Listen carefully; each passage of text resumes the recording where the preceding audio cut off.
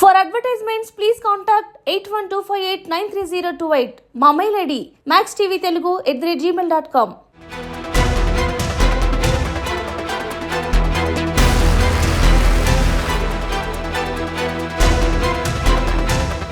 నమస్తే, welcome to max TV. నేను మీ శ్రావ్య.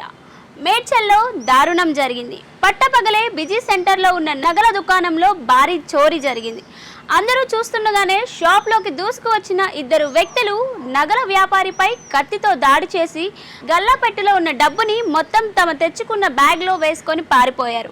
నగల వ్యాపారికి ఇంకా దొంగల మధ్య జరిగిన పెనుగులాటలో వ్యాపారి భుజానికి తీవ్రంగా గాయం కాగా అతనిప్పుడు మేడ్చల్లోని ఓ హాస్పిటల్లో చికిత్స పొందుతున్నారని, ఆరోగ్యం నిలకడగా ఉందని ప్రస్తుతానికి అందుతున్న సమాచారం.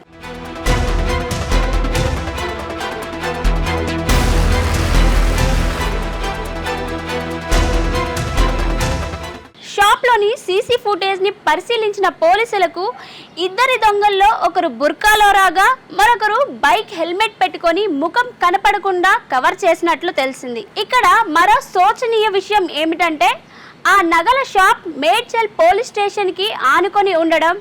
ఇప్పుడు ఆ దొంగతనం వీడియో సోషల్ మీడియాలో కూడా వైరల్ కావడంతో పోలీసుల నిర్లక్ష్యంపై ప్రజలు ఆగ్రహం వ్యక్తం చేస్తున్నారు.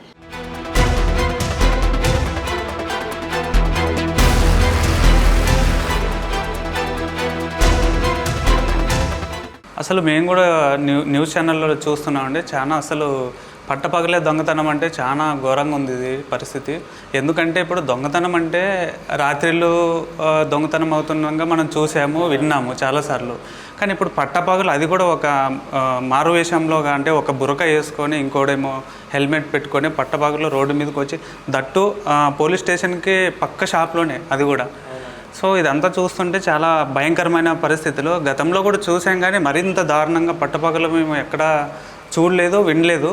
కానీ ఇప్పుడు చూస్తుంటే చాలా దారుణంగా ఉంది. అంటే సామాన్య ప్రజలు ఎట్లా నివసిస్తారు అనేది కూడా ఒక ప్రశ్నార్థకంగా మారిన పరిస్థితి. మరి చూడాలి ప్రభుత్వం ఎలా స్పందిస్తారో అనేది, అధికారులు వీళ్ళంతా పోలీస్ డిపార్ట్మెంట్ వీళ్ళంతా ఎట్లా స్పందిస్తారు అనేది చూడాలి.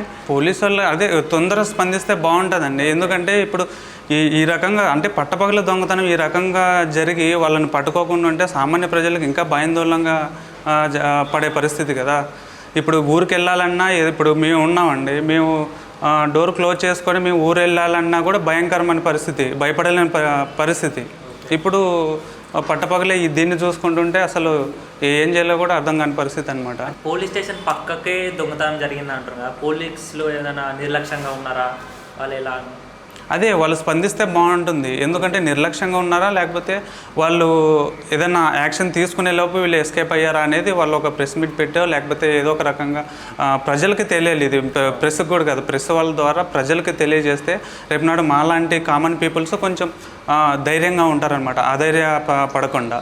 సో చూడాలి మరి ఏ విధంగా స్పందిస్తారు గవర్నమెంట్ అయినా కానీ పోలీస్ డిపార్ట్మెంట్ కానీ చూడాలి.